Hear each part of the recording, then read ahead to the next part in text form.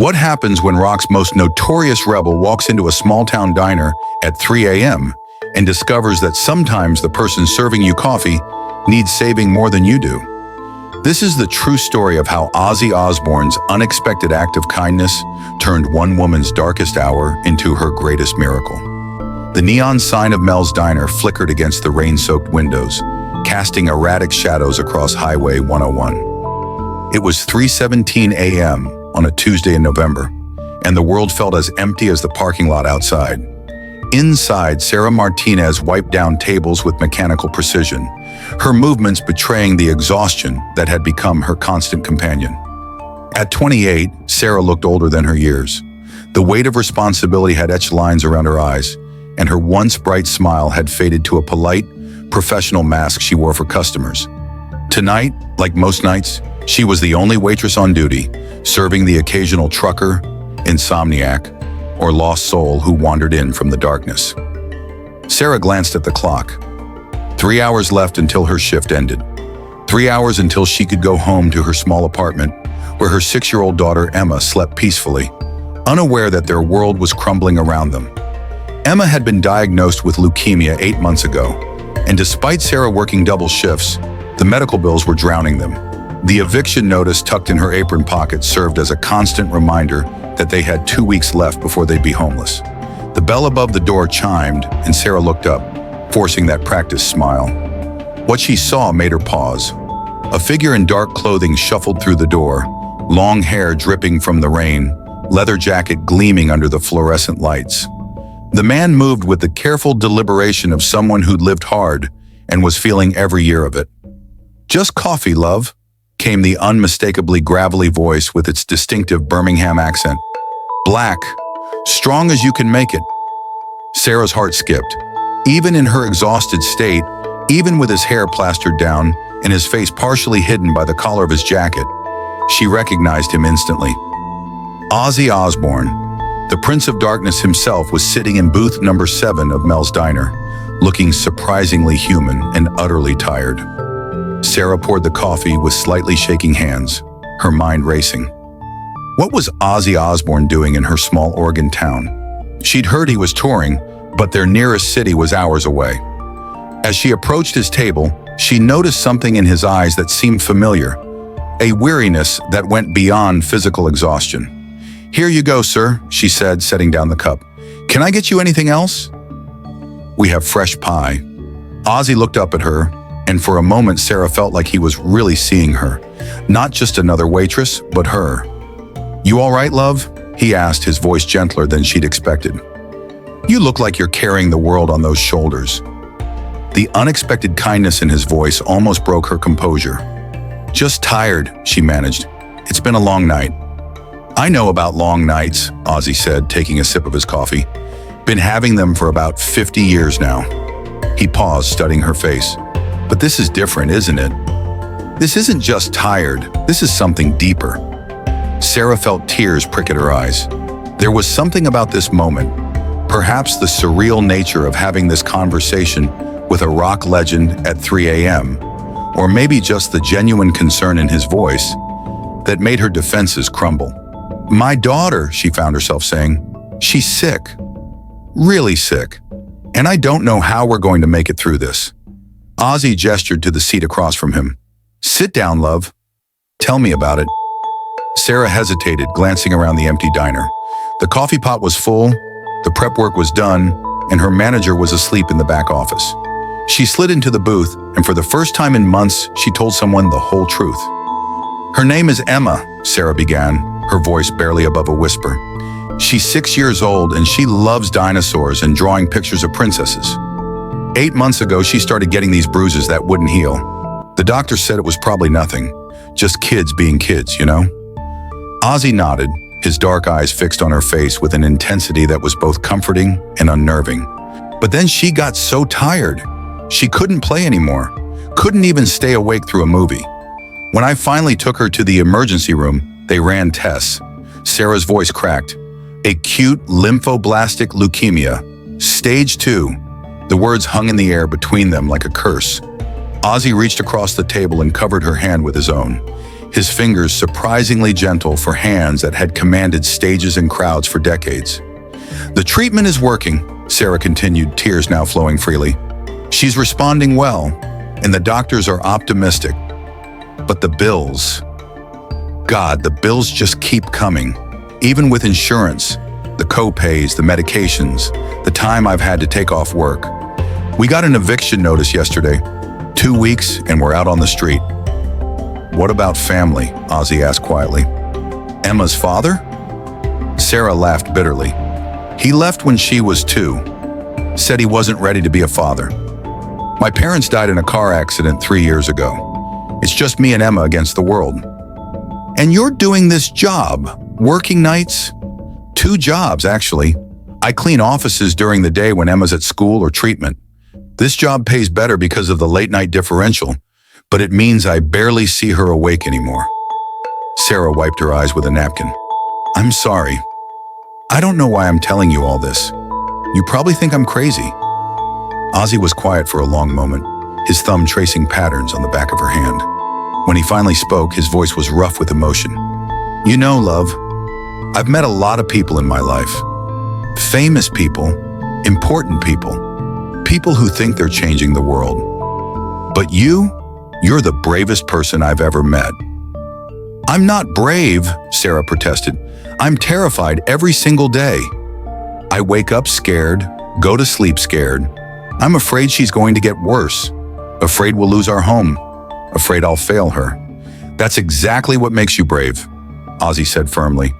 Courage isn't the absence of fear, love. It's doing what needs to be done despite being scared out of your mind. He leaned back in the booth, his eyes distant. I've got kids too, you know, 4 of them. And I wasn't always the father I should have been. The drinking, the drugs, the chaos. I put them through hell. My daughter, Aimee, she won't even speak to me sometimes because of the pain I caused. Sarah saw a vulnerability in his face that she'd never seen in any interview or concert footage. This wasn't the wild man of rock and roll. This was a father carrying his own weight of regret.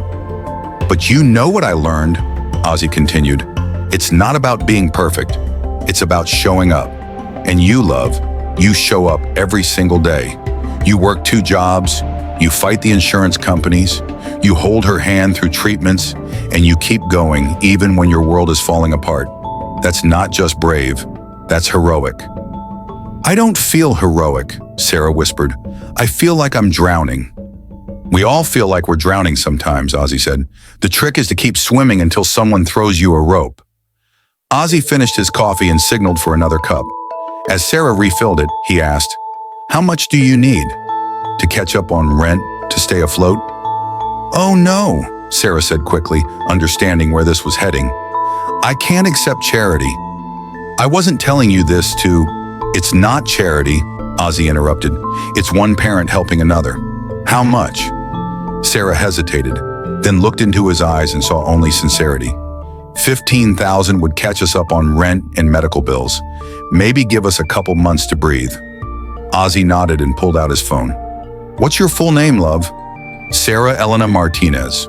But really, Mr. Osbourne, I can't... You can and you will, he said, typing rapidly. Because Emma needs her mom fighting at full strength, not exhausted and terrified about money. The transfer notification chimed on Sarah's phone moments later.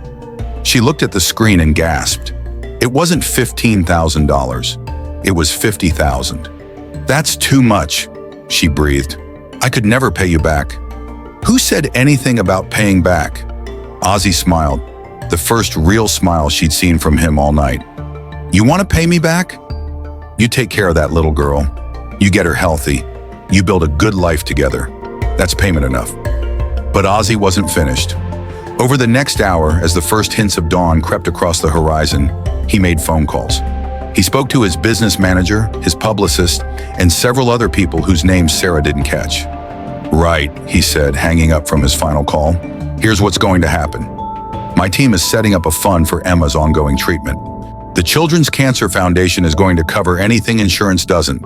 And there's a family I know in Portland, good people, who run a nonprofit helping families in situations like yours. They'll make sure you never have to choose between paying rent and getting Emma the care she needs. Sarah was crying again, But these were different tears. For the first time in months, they weren't tears of desperation or fear. They were tears of relief, of gratitude, of hope. "Why?" she asked. "Why are you doing this for us?" Ozzy leaned forward, his voice intense. "Because I've lived my whole life being known for the crazy stuff. Biting the head off a bat, the drinking, the drugs, all that madness. But you know what? None of that matters. What matters is the moments when we get to be human beings helping other human beings." He paused, looking out the window at the lightening sky. "And because I've been given more than I ever deserved in this life. Money, fame, success. All of it feels empty if you're not using it to make things better for people who need it." As the sun rose over Mel's Diner, painting the sky in shades of pink and gold, Sarah felt like she was seeing the world in color for the first time in months. The weight that had been crushing her shoulders was lifting, and she could breathe again. "I don't know how to thank you," she said. "Don't thank me," Ozzy replied, standing up and putting on his leather jacket. "Just love that little girl with everything you've got. Take her to Disney World when she's better. Teach her to be strong and kind and brave like her mom. That's thanks enough." He pulled out his checkbook and wrote out a check, placing it on the table next to his empty coffee cup.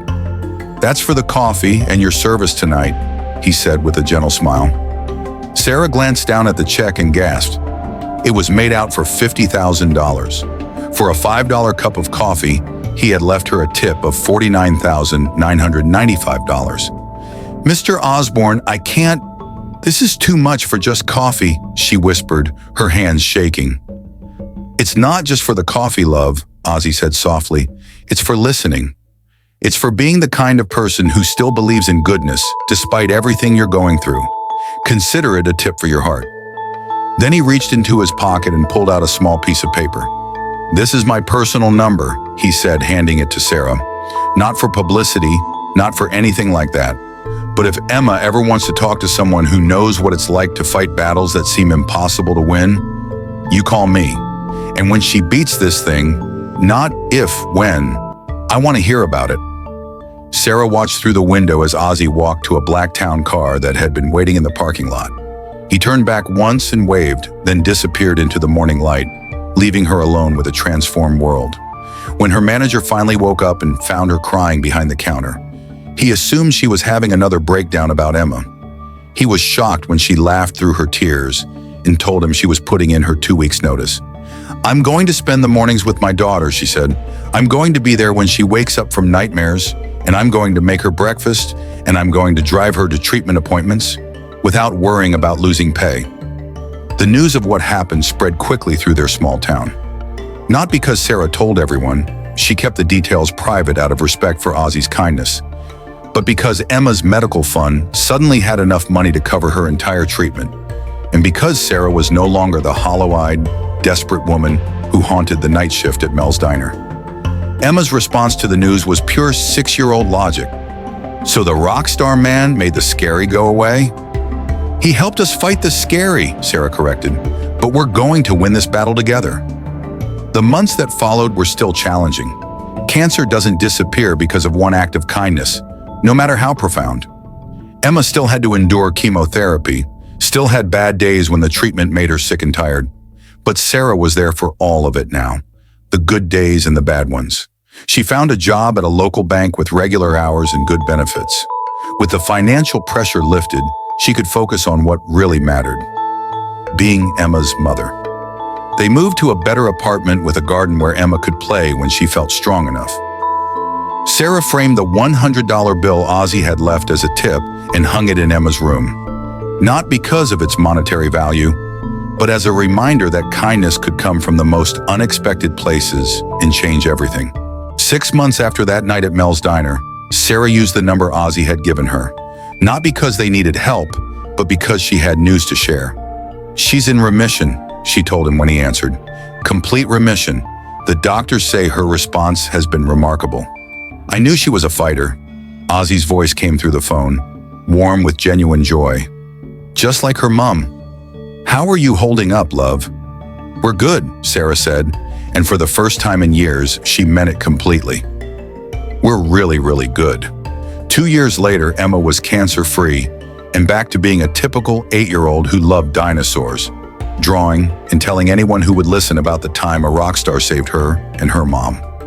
Sarah had started volunteer work with families facing pediatric cancer diagnoses, using her experience to help others navigate the terrifying world she'd once faced alone. She often thought about that night at Mel's Diner, about how one conversation with a stranger had changed the entire trajectory of their lives. It wasn't just the money, though, that had been crucial. It was the reminder that she wasn't alone, that her struggles mattered, that someone saw her worth when she couldn't see it herself. Ozzy continued to support the Children's Cancer Foundation quietly, without fanfare or publicity. Occasionally, he would check in on families helped by the fund, but always with the same discretion he'd shown that night at the diner. The media never learned about what happened between Ozzy Osbourne and Sarah Martinez. There were no news stories, no social media posts, no publicity campaigns. It remained what it was meant to be, a private moment of human connection that changed two lives forever. Because sometimes the most profound acts of kindness happen in the quiet hours before dawn, when one person recognizes the humanity in another and chooses to act on it. Sometimes a simple tip becomes so much more than money. It becomes hope, healing, and the chance to rewrite the ending of a story that seemed destined for tragedy. And sometimes the person known as the Prince of Darkness turns out to be the brightest light in someone's darkest hour. This fictional story explores themes of compassion, hope, and human connection. While this particular encounter is imaginary, it reflects the real impact that unexpected kindness can have on people facing their most difficult moments.